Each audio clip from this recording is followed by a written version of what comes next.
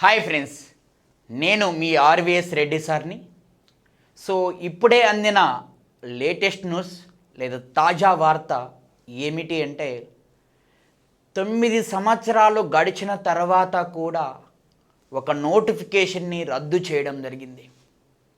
పూర్తిగా entire notification 25,000 జాబులతో కూడుకున్న నోటిఫికేషన్ని రద్దు చేశారు.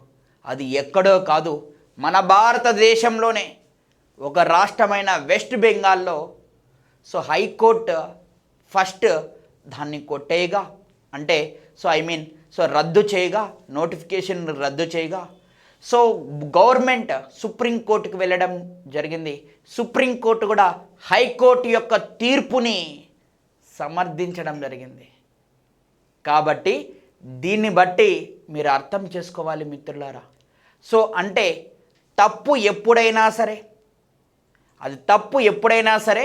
మనకి అది ఏమవుతుంది అంటే క్యాన్సిల్ కావడానికి ఆస్కారం ఉంటుంది.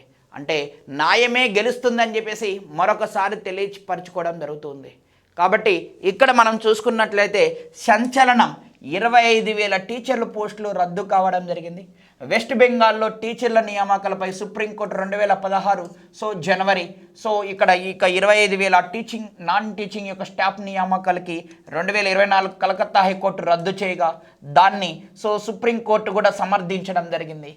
కరెక్ట్గా 3 నెలల్లో ఎగ్జామ్ జరపమని, రిక్రూట్మెంట్ని పూర్తి చేయమని చెప్పేసి మనకి ఈ యొక్క దీంట్లో కూడా సుప్రీంకోర్టు ఇవ్వడం జరిగింది. అంటే ఫైనల్గా సుప్రీంకోర్టుకు వెళ్ళినా కూడా ప్రభుత్వానికి ఏమైంది అయ్యా అంటే ఇక్కడ మనకి ప్రభుత్వం అనేది ఓడిపోవడం జరిగింది, అభ్యర్థులు గెలిచడం జరిగింది.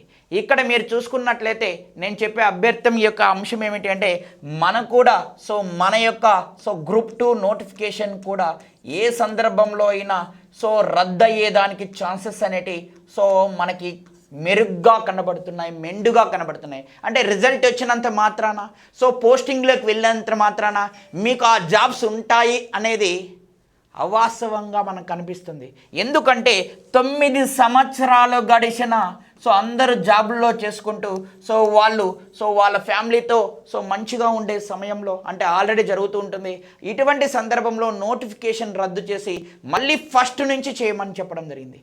కాబట్టి ఇప్పటిని నేను ఇచ్చే ఒక మంచి సజెషన్ ఏమిటి అంటే మీ గ్రూప్ 2 ప్రిపరేషన్ని కంటిన్యూ చేయమని నా యొక్క తరపు నుంచి మీకు చెప్పడం జరుగుతుంది.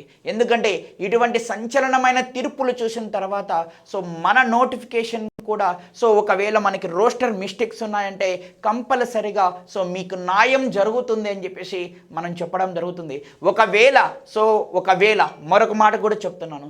ఏమిటి అంటే ఒకవేళ మనకి రిజల్ట్ వచ్చిన తర్వాత జాబ్ వచ్చినా కూడా మళ్ళీ ఇదే పరిస్థితి రావచ్చు. కాబట్టి కంటిన్యూ చేయండి మీ ప్రిపరేషన్ని, రైట్. All the best. ఈ యొక్క ఇన్ఫర్మేషన్ మీ అందరికీ అందించడానికి మీ ముందుకు రావడం జరిగింది. ఈ ఇన్ఫర్మేషన్ మీకు నచ్చినట్లయితే మన ఛానల్ని లైక్, షేర్, సబ్స్క్రైబ్ చేసుకోండి. Thank you. All the best. ఎప్పుడు కూడా మీకు లేటెస్ట్ న్యూస్తో మీ ముందు ఉంటాను. Thank you.